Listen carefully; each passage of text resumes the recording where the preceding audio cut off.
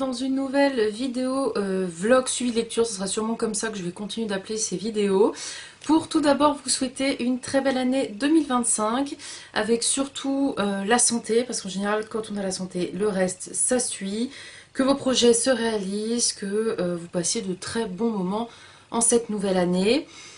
Pour moi c'est un peu une année où il va y avoir un petit peu des changements sur cette chaîne, puisque vous avez peut-être vu passer que ce soit sur Instagram ou sur YouTube, j'avais fait un petit sondage pour savoir si, vu mon manque de temps et aussi d'envie de faire des vidéos, j'en fais quand même moins qu'avant, parce qu'aussi je choisis de passer un peu plus de moments avec ma famille, mes amis, ma fille, plutôt que d'être derrière une caméra ou de lire. J'avoue, je lis moins aussi. La lecture, c'est toujours une passion, mais elle est un peu relayée au second plan pour le moment. Donc du coup, je vous demandais si une vidéo par mois, ça suffirait, si j'aurais encore des personnes qui regarderaient mes vidéos. Parce que je vous cache pas que le but, c'est quand même des échanges, et que si je vois que ça n'intéresse personne, je me prendrai pas la tête et j'arrêterai d'en faire. Même si par contre mon site internet continuera d'exister, puisque j'aime quand même écrire mes avis sur mes lectures. Ça permet de conseiller mes proches aussi, de me souvenir de ce que j'ai lu. Donc voilà, si je suis encore là, c'est que vous avez voté quand même majoritairement oui. Mais même si j'ai eu beaucoup de oui, j'ai eu qu'un seul non. J'attends de voir les mois qui arrivent là, comment ça se passe là, les 3 prochains mois. Est-ce que j'ai toujours autant d'audience, entre guillemets? Et si je n'en ai plus, j'arrêterai l'aventure YouTube. Hein. Ça aura duré depuis 2015, mine de rien. Donc ça aura duré 10 ans. Voilà, donc c'est quand même un truc de dingue que ça fait autant d'années que je fais des vidéos sur YouTube. Bref, je reviens pour plusieurs petites choses. Donc je vous conseille de prendre à boire ou à manger, parce que du coup maintenant ces vidéos vont être longues parce que je vais parler de beaucoup de choses. Je vais d'abord vous parler de mes meilleures lectures de l'année 2024. Alors il n'y en a pas des masses puisque j'ai pas énormément lu. Ensuite je vous parlerai de quelques achats que j'ai fait les derniers mois, que j'ai pas pensé à vous parler et que c'est trop petit pour faire une vidéo book haul, et de mes lectures en cours. Donc c'est parti. Concernant mes meilleures lectures de l'année, alors un de mes plus gros coups de cœur, ça a été Le parfum du bonheur est plus fort sous la pluie de Virginie Grimaldi. Donc c'est un livre que j'ai lu cet été quand j'étais enceinte. Je le déconseille à lire quand on est enceinte. Le résumé ne dit pas ce qui va se passer, mais voilà, je vous avertis, évitez de le lire quand vous êtes enceinte. Ici on suit Pauline et Ben qui ont tous les deux un garçon qui s'appelle Jules. Pauline, elle va avoir son monde qui va s'écrouler parce que du jour au lendemain, son chéri va lui dire qu'il veut tout arrêter dans leur relation, qu'il est plus épanoui, qu'il faut qu'elle se fasse aider, qu'elle a un problème, etc. Donc elle a un peu du mal à comprendre, parce que oui, elle est pas très bien dans sa tête, dans sa peau, mais elle n'arrive pas à comprendre pourquoi son mari du jour au lendemain dit qu'il n'a plus de sentiments. Donc c'est très brutal pour la jeune femme. Mais elle ne lâche rien, elle va vouloir le reconquérir, et pour ce faire, elle décide de lui envoyer régulièrement des lettres où elle lui rappelle des moments de joie qu'ils ont vécus, des moments qui ont marqué leur histoire. Et c'est vrai que c'était très émouvant de lire ces passages-là, parce qu'on voit que leur relation elle est basée sur des instants impressionnants, des instants solides, des instants de joie en fait, même s'il y a eu des moments très durs. Mais c'est vrai qu'elle leur rappelle en fait du début de leur relation jusqu'au moment où ils se sont séparés, tout ce qu'ils ont vécu, et que ce serait dommage de s'arrêter là dans leur relation. Ce livre, il regroupe énormément de thématiques. On a la relation mère-fille, la relation entre sœurs, on aborde également l'alcoolisme et la dépression, le burn-out. Et l'élément où je vous disais qu'il faut éviter de lire ce roman quand vous êtes enceinte, c'est qu'il y a la perte d'un enfant, mais plus précisément la perte d'un nouveau-né. Je préfère vous préciser parce que c'est vraiment pas évident. Ayant écouté un podcast sur Virginie Grimaldi qui est sorti je crois cet été ou en automne, j'ai été très touchée parce que comme vous pouvez peut-être le savoir, Virginie Grimaldi dans ses romans elle met toujours une histoire un petit peu d'elle, une partie en tout cas qui est réelle. C'est peut-être pour ça aussi que ses romans sont poignants et qu'on sent qu'elle y met ses tripes. Et il se trouve effectivement que ce roman parle un petit peu de sa vie, puisqu'elle-même a perdu un bébé. Voilà, donc c'est vrai que ce passage-là a été très dur à lire pour moi, mais en même temps, étonnamment, très émouvant. Je me suis mise à sa place, enfin en tout cas j'ai essayé de me mettre à sa place. Et à ce moment-là, j'étais enceinte, je me mets à sa place en fait avec toute l'inquiétude qu'on peut avoir de la grossesse, puisque je l'ai vécu. Hein, on nous dit souvent qu'il faut attendre les 3 mois pour sortir un peu la tête de l'eau et des angoisses, c'est faux. Pour moi, la grossesse est une inquiétude du début à la fin, jusqu'à la naissance de l'enfant et même après. On a toujours une épée de Damoclès dès qu'on a un enfant, pour moi, on a toujours la peur de le perdre, parce qu'on sait que c'est pas la suite logique des choses, et que pour moi, je me dis c'est quelque chose d'horrible de perdre son enfant. Donc vraiment, cette histoire, elle est très poignante, et elle aborde justement des thèmes très durs. Pareil, l'alcoolisme, elle l'aborde, hein, son père a eu de l'alcoolisme, donc du coup, elle l'aborde de manière très bien, très juste. On sent voilà, qu'elle parle avec expérience, et c'est peut-être pour ça aussi que ces romans sont très poignants, plutôt que d'autres histoires qui sortent de l'imaginaire. Donc forcément, si je vous en parle, c'est que j'ai eu un énorme coup de cœur. Je lui ai mis la note de 5 sur 5. Je vous laisse le lien de ma chronique en barre d'infos, mais également le lien de ma vidéo book review, parce que forcément, vu que ça a été un coup de cœur, je l'ai mis en avant et pas aller regarder cette vidéo. Un autre coup de cœur, ça a été La femme de ménage, le tome 1 de Freda McFadden. Alors là, on est plutôt sur un thriller domestique, et justement, si vous ne connaissez pas trop ce genre littéraire, allez-y, parce que franchement, cette histoire était vraiment géniale. Ici, on va suivre Millie qui est employée en tant que femme de ménage dans la maison des Winchester. En fait, elle est employée pour faire le ménage, la cuisine, mais également pour s'occuper de leur petite fille. Et elle trouve quand même que c'est bizarre ce qui se passe dans cette maison. Le mari est super sympa, mais par contre, la femme, sa patronne, on dirait une folle. Elle a tendance à la faire un peu passer pour une menteuse, ou en tout cas, elle fait exprès de salir les choses. On porte vraiment de manière très méchante envers Millie. Millie qui a un passif assez compliqué, puisque c'est une ancienne détenue de prison, mais pour une cause qui est tout à fait louable, puisqu'elle a défendu une amie. Je ne vous dis pas par rapport à quoi, je vous laisserai découvrir avec l'histoire, mais c'est là où on se dit déjà que Millie, elle a un grand cœur, elle a envie d'aider ses proches, elle a envie de faire le bien autour d'elle, et on se retrouve bien avec une Millie qui fait face à une patronne vraiment horrible avec elle. Ce qui fait un petit peu peur à Millie, c'est que sa chambre se situe au grenier, et la porte ne se ferme que de l'extérieur. Elle a un petit lit d'appoint, elle a une petite fenêtre qu'elle ne peut pas non plus ouvrir. Donc c'est vrai qu'au début, de premier abord, quand elle arrive dans cette chambre, Millie commence un petit peu à paniquer en se disant « mais on peut m'enfermer à l'extérieur ». Donc elle a un petit peu peur de ça, surtout vu que sa patronne est un petit peu bizarre. Elle a peur d'être tombée un peu dans une maison de fous, mais elle n'a pas le choix, parce que c'est soit elle accepte ce boulot de rêve, soit elle se retrouvera à dormir dans sa voiture, puisqu'elle n'a plus de toit sur la tête. Il lui faut à tout prix un métier. Ce que j'ai adoré dans cette histoire, c'est qu'on est vraiment sur un côté psychologique des personnages. Et ce que j'ai aussi beaucoup apprécié, c'est la fin, parce qu'on se fait tout un speech dans notre tête. Et la fin, elle est vraiment étonnante et époustouflante. Vous verrez que vous ne verrez pas venir cette fin. Vous ne vous attendrez pas à ça. Du coup, ça fait que tout le roman se le re-rembobine en se disant mais attends, quand il s'est passé ça, c'était par rapport du coup à ça. Franchement, un thriller psychologique qui fonctionne très bien. Sachez que j'ai lu le tome 2 et que je l'ai beaucoup aimé aussi. Alors ça n'a pas été un 5 sur 5, mais un 4 sur 5 ou un 3 sur 5. En tout cas, j'avais passé un très bon moment de lecture. Je vous laisse le lien de ma chronique en barre d'infos, et pareil, le lien de la vidéo book review. Dans mes meilleures lectures de l'année, mais qui n'a pas été un coup de cœur, il s'agit du tome 3, Gleam, de la saga de Raven Kennedy, donc la saga Oren. Ce tome 3, j'avais vraiment beaucoup aimé parce que on a une évolution du personnage féminin, à savoir Oren. Donc Oren, en fait, elle est la favorite du roi Midas. Elle a été transformée en or. Elle vit dans une cage dorée un petit peu comme un petit oiseau, mais tout simplement parce qu'elle est la favorite et que Midas la protège du danger, puisqu'ils ont une relation assez soudée. Ce tome-là, on apprend énormément de choses sur le passé d'Oren, sur le passé aussi du roi Midas. On la voit évoluer, on en apprend un peu plus sur le personnage. Je pourrais pas vous en dire trop puisque c'est un tome 3. Néanmoins, c'est une saga que j'aime énormément. Le tome 1, je lui avais mis 4 sur 5. Le tome 2, je crois, 4 sur 5 aussi. Et ce tome 3, du coup, je l'ai vraiment adoré aussi. Pour le moment, c'est une saga qui a un sans faute. Le tome 1, faut vous accrocher.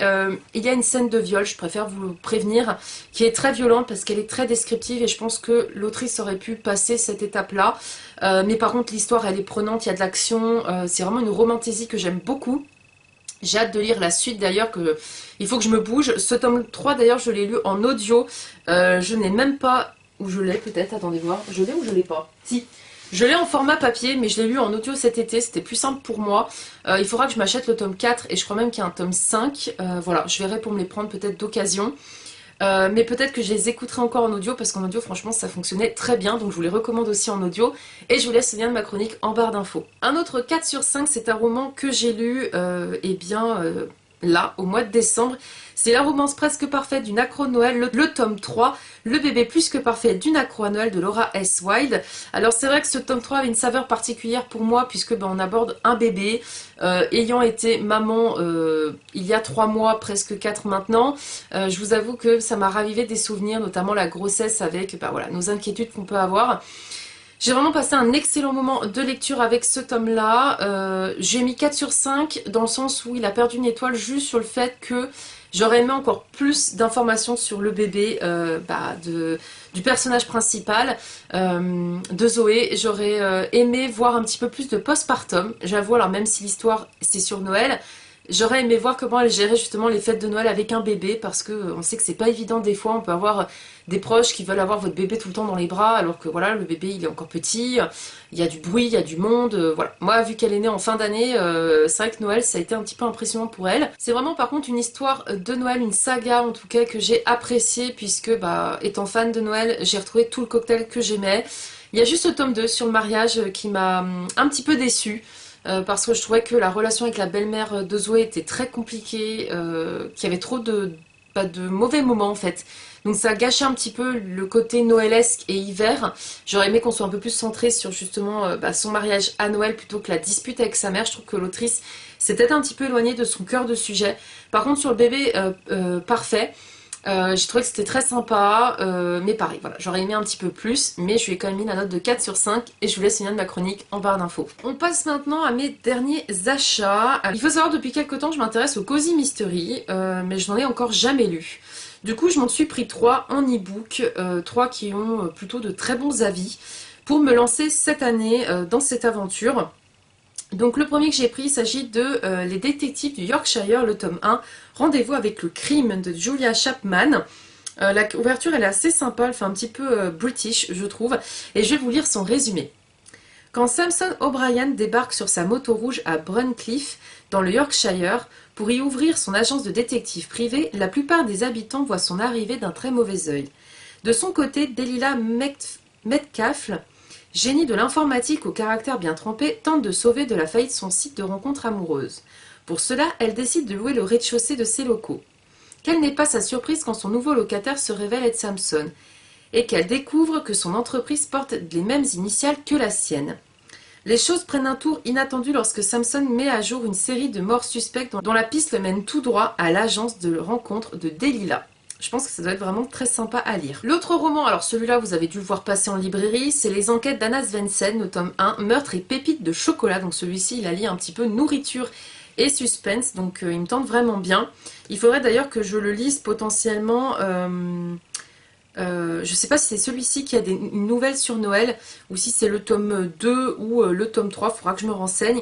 Mais je sais qu'il y en a un qui se passe à Noël. Il faut savoir que pour le moment, il y a quand même 23 tomes qui sont sortis sur cette saga.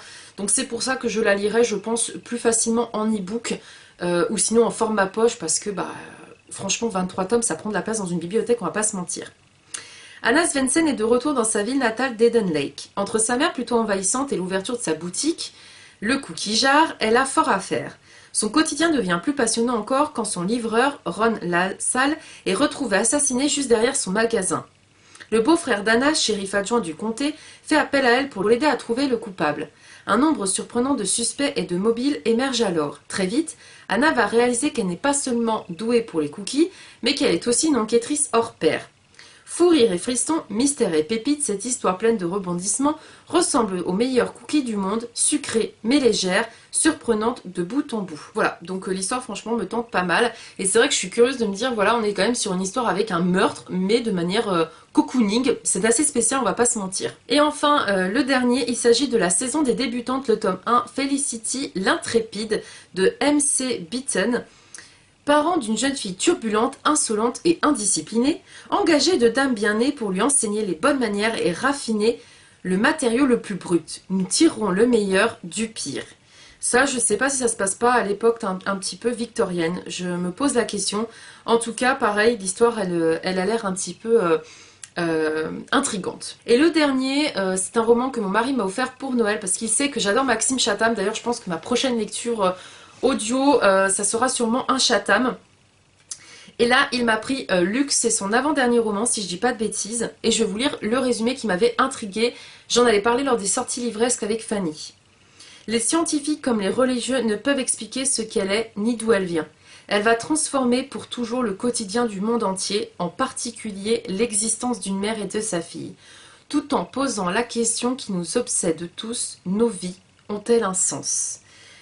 Je trouve que le résumé ne dit rien, mais alors rien du tout, mais du coup je suis encore plus curieuse parce que là on est sur un thème normalement de science-fiction, potentiellement la vie après la mort, je pense que c'est ce thème-là, donc je suis assez curieuse et j'ai hâte de le découvrir. J'enchaîne pour vous parler de mes lectures, donc je sais plus si je vous en avais parlé lors du Vlogmas, mais je ne crois pas. Au niveau de la lecture audio, je suis dans After, le dernier tome, la saison 5, parce que After, ça fait officiellement 10 ans que je me traîne cette saga, puisque j'avais commencé en 2015.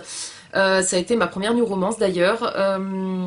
J'ai du mal souvent à me remettre dedans parce que c'est beaucoup des relations sexuelles entre Ardyn et Tessa. C'est vraiment une relation toxique, mais qui est pourtant addictive. En tout cas, si j'en suis encore là, c'est quand même que j'ai été addicte de cette histoire quand même. Mais maintenant, je m'en lasse. C'est plus trop ma came, comme je pourrais dire. Maintenant que j'ai 30 ans, voilà. Des pré-ados ou ados qui... surtout des ados qui ont du mal à discuter, à communiquer, que ça part dans tous les sens, c'est un peu trop pour moi. Voilà, je pense que ça peut convenir à des ados ou, voilà, qui ont entre au moins 17 et 18 ans. Je pense que ça pourrait convenir. Maintenant, moi qui ai 30 ans, ça me convient plus. J'en suis arrivée presque à la moitié, puisqu'ayant repris le travail le 2 janvier, je recommence à faire de la route 3 fois par semaine. Donc 45 minutes à 1h le matin et idem le soir. Donc autant vous dire, comme ça, j'avance mes lectures audio.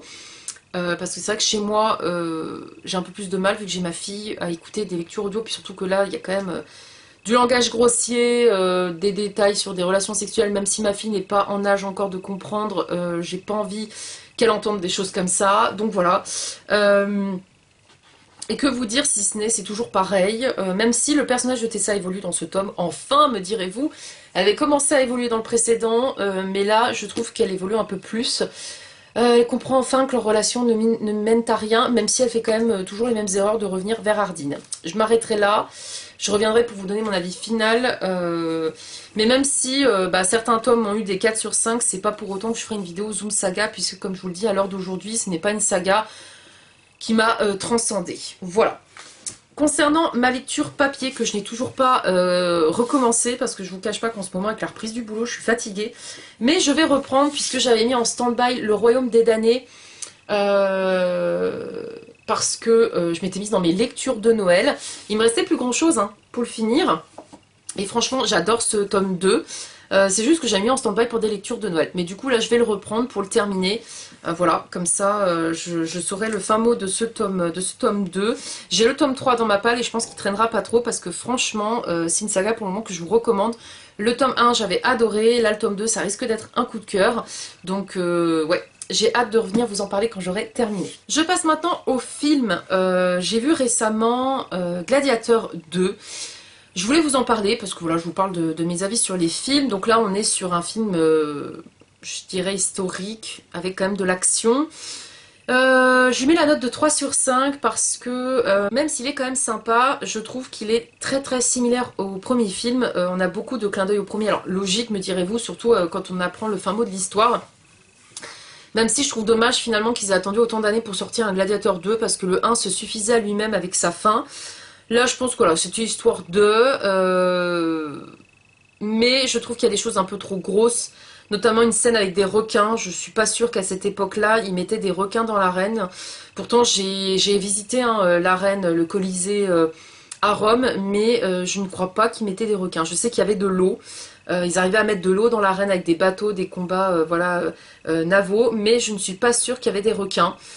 Dites-moi si vous avez cette histoire-là, parce que je suis assez surprise sur l'histoire avec les requins, et surtout des requins qui attaquent comme ça les humains. Enfin bref, on sait qu'on n'est pas la viande favorite des requins, donc bref. Ce passage-là, j'avoue, j'ai eu du mal avec le film. Et voilà, des scènes un petit peu trop grosses, selon moi. Et les acteurs qui ne jouaient pas forcément super bien, et des scènes trop similaires avec le premier Maximus. Voilà, donc ça se regarde, mais c'est pas transcendant. Je reste sur le fait que le 1 est le meilleur pour moi. Donc j'ai mis la note de 3 sur 5, mais n'hésitez pas à le regarder. Si vous l'avez vu, n'hésitez pas à me donner votre avis. Je m'arrête là pour cette petite intro. Je reviendrai vous parler au fur et à mesure de mes lectures ou de ce que je fais. Voilà, comme je vous disais, c'est un petit peu le premier vlog de lancement du nouveau format. Soit vous en aurez un par mois, soit vous en aurez deux par mois. En fait, je me pose pas de questions. C'est dès lors que mon contenu atteint peut-être au moins une demi-heure, une heure, je vous publierai la vidéo. Et comme je vous dis, là je suis un petit peu en phase test de voir comment je m'organise. Et sachant que du coup, ce sera les principales vidéos que vous aurez. Je continuerai de faire de temps en temps des book reviews si j'ai eu un coup de cœur, des book hauls quand j'ai acheté des livres, mais vraiment que je regroupe plusieurs mois parce que, ayant un enfant maintenant, je vous cache pas que les livres, c'est au second plan aussi les achats. Mais en tout cas, j'essaierai de revenir vous parler régulièrement.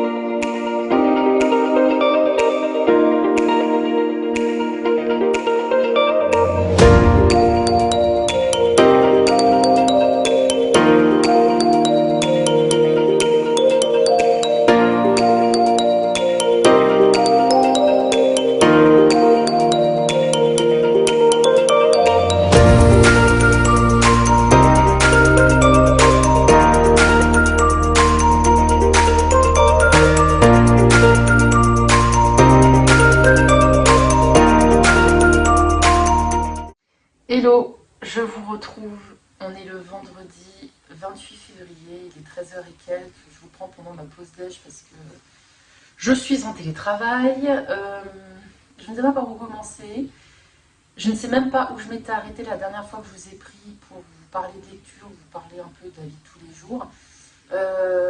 Comme vous le savez, j'ai rattaqué le travail le 2 janvier et ça a été assez sportif. Je compte d'ailleurs en parler dans une vidéo postpartum, comme j'avais prévu de le faire, voilà, pour expliquer comment ça se passe après l'accouchement, la reprise du travail, etc. Là, j'ai un peu plus de recul. Donc, il faut vraiment que je prenne le temps de tourner cette vidéo qui me tient à cœur.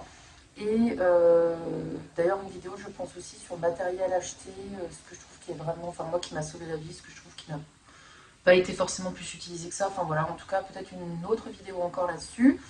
Néanmoins, j'avoue, c'est un petit peu compliqué depuis le début de l'année parce que, comme je vous l'avais dit, j'envisageais de vous faire une vidéo par mois vlog, c'est-à-dire de vous parler comme d'habitude de tout, des films, des séries, de mes lectures, sauf qu'en fait, il y a une chose qui se passe, c'est que je ne lis plus.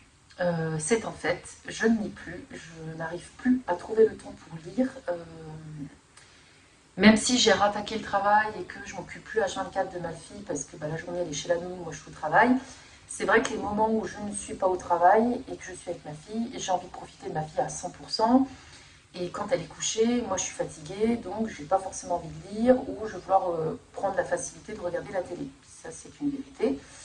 Je commence seulement parce qu'en janvier j'ai réussi à me retrouver un petit peu au niveau sport. Puis je me suis perdue parce que j'ai été malade et la fatigue et plein de choses. Il y a eu aussi une semaine pas évidente, une semaine très compliquée en janvier où j'ai eu une très grosse frayeur. Je ne vous en parlerai pas, je ne rentrerai pas dans les détails. Mes proches sont au courant, mais j'ai eu une très très grosse frayeur qui m'a un peu tout remis en question aussi. C'est passé, ça va mieux, tout va bien, heureusement.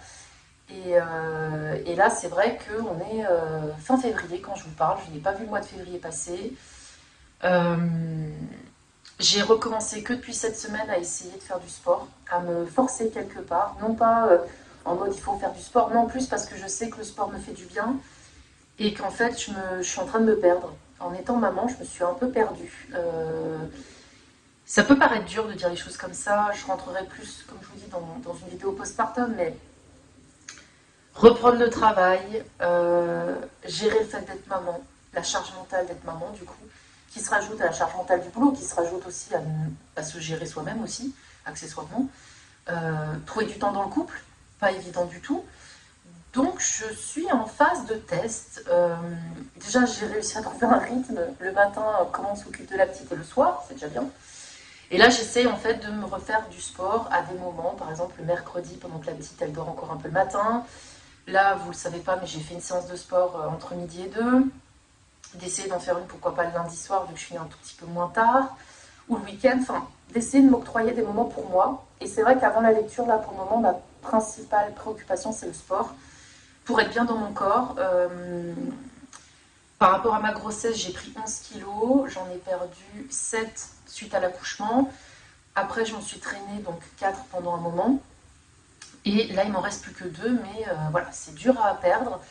Surtout quand moralement ça va pas trop et que je m'enfile des pots de Nutella, on va pas se mentir, hein, forcément je vais pas perdre. Parce que récemment, voilà, avec le travail, c'est un peu compliqué.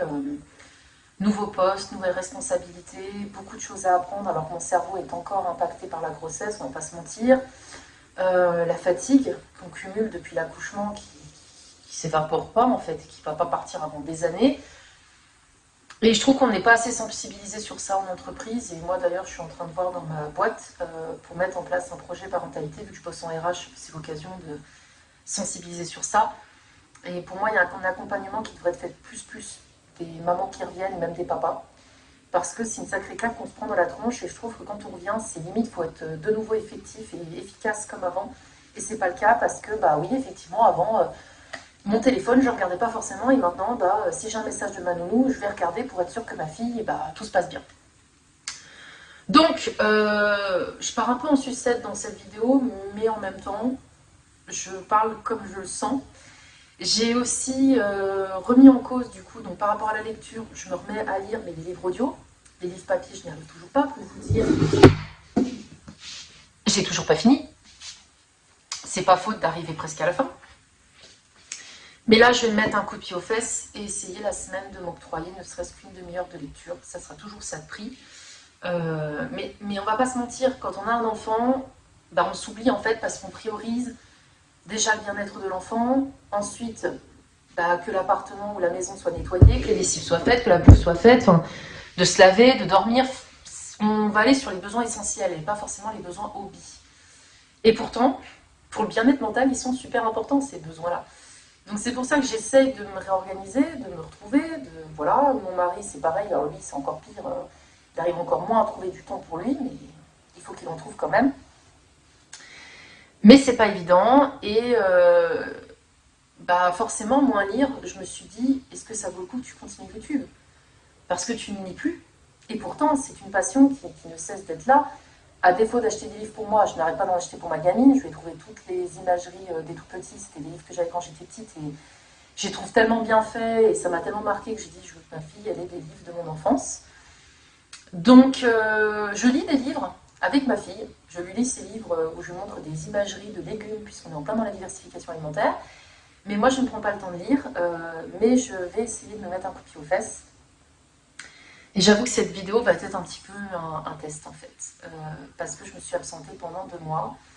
Que cette vidéo que je suis en train de vous tourner le 28 février, je ne suis même pas sûre que vous l'aurez dans le week-end du 1er mars. Ça se trouve, vous l'aurez dans 2-3 semaines, parce que encore une fois, il faut prendre le temps de monter des vidéos. Et en tout cas, c'est vrai que le format vlog me convient parfaitement et je ne suis vraiment pas sûre de refaire des vidéos à thème, à part le postpartum parce que c'est spécifique grossesse, mais même les vidéos book haul, vu que je n'achète pas trop de livres, peu importe les vidéos, en fait, je pense que ça sera que des vlogs. Et voilà, vous me suivrez au quotidien quand j'ai envie de vous dire quelque chose, quand j'ai envie de vous partager quelque chose. Mais c'est vrai que bah là, si je vous fais des vidéos, je suis censée vous parler quand même de lecture. Et c'est pas le cœur du sujet actuellement de ma vie, quoi. Donc, je vais voir avec cette vidéo si j'ai vraiment des retours, si ça vous intéresse toujours autant d'entendre parler de ma vie. Et si je vois qu'il n'y a pas de retour, bah, je stopperai tant que je ne reprends pas la lecture à 100%. Et si par contre je vois qu'il y a des retours, bah, j'essaierai quand même de vous faire au moins un vlog par mois. Comme je vous disais, j'aimerais au moins une vidéo par mois. Après, si on a plus, mais ne serait-ce qu'une, ça serait déjà bien. Donc voilà, ça va revenir. Il faut que je prenne mon mal en patience. Hein. J'ai accouché il y a 5 mois, parce qu'il n'y aura pas de 30 ce mois-ci.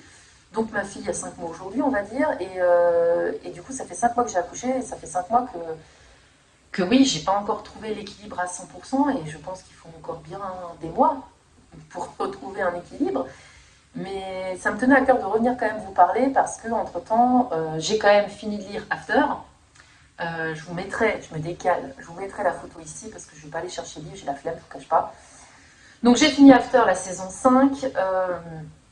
Je lui ai mis la note de 3 sur 5 de mémoire ou 2 sur 5. 3 sur 5 de mémoire. 3 sur 5. C'est After quoi. J'ai passé le truc, j'ai passé l'âge, je l'ai lu trop tard. Il y a un happy end, on va pas se mentir, par contre le happy end il arrive hyper vite et on n'a pas le temps vraiment de se familiariser avec les événements qui se passent. Il faut savoir qu'After en plus j'ai fini début février, je crois, et je vous en parle que maintenant.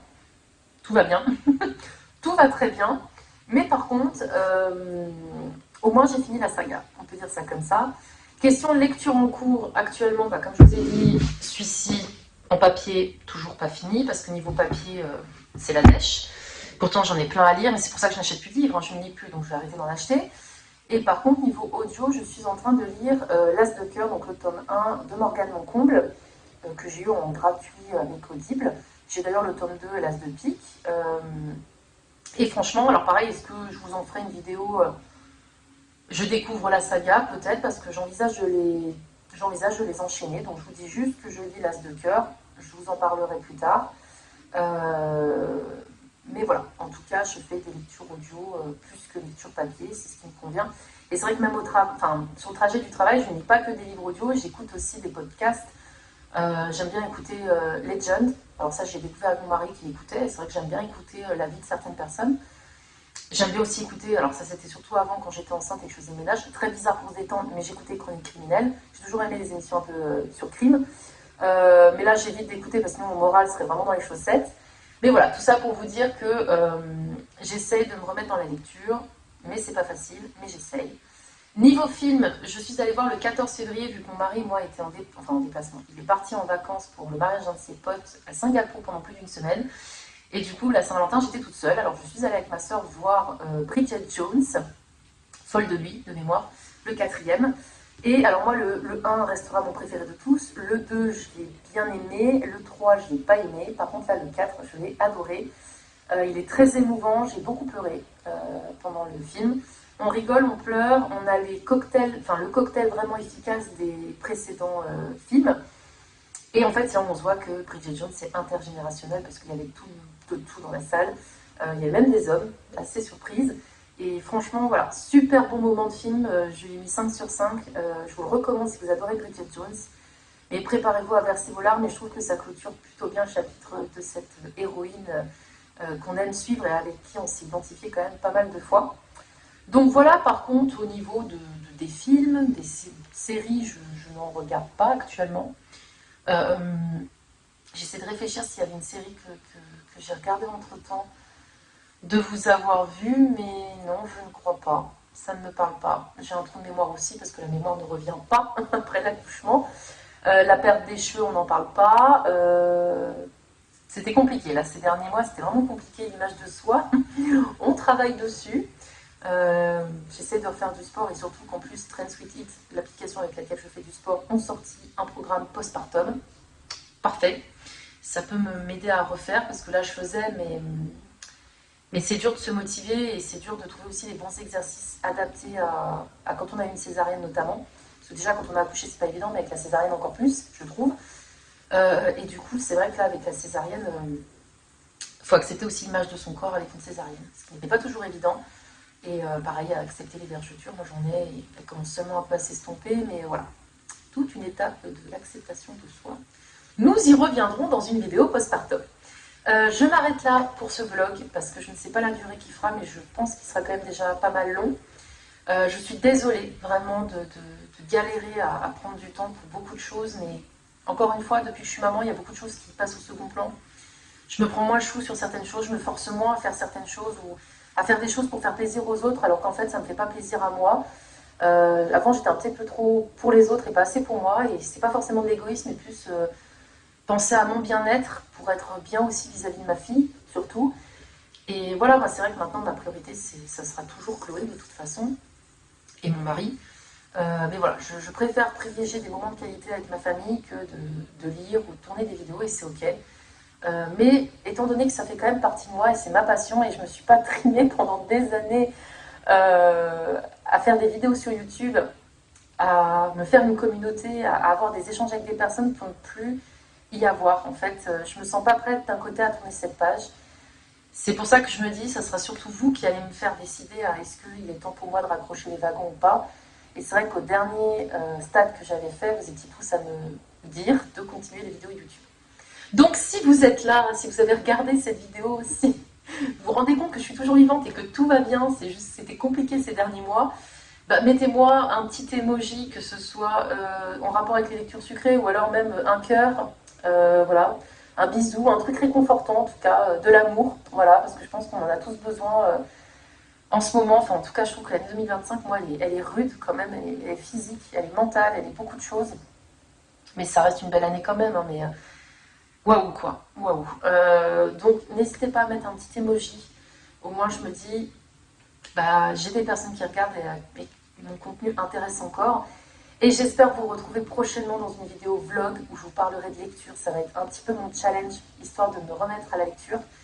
Et surtout, je pense que la prochaine vidéo que vous aurez après celle-ci, ce sera une vidéo postpartum parce que ça, vraiment, je vais me poser et je vais vous la tourner parce que je trouve que c'est important de vulgariser les choses et de parler à cœur ouvert de ce qui se passe pendant le postpartum, de sensibiliser les mamans sur ça, de sensibiliser les papas, même les proches. Parce que je me dis, pendant mes vidéos grossesse, j'ai eu aussi des futures mamies qui regardaient mes vidéos et ça leur a permis de comprendre un peu mieux leur enfant. Pourquoi leur fille vivait des choses comme ça. Les générations ne sont pas les mêmes, on ne vit pas les mêmes choses et je pense que c'est important, voilà, de se partager nos expériences et de se soutenir. Voilà, tout simplement. Je m'arrête là. J'espère que ce vlog vous aura quand même plu. J'espère que vous serez content de revoir ma tronche, même si je suis très fatiguée, ça se voit ma tête. Mes cheveux, comme je vous dis, c'est la pagaille en ce moment.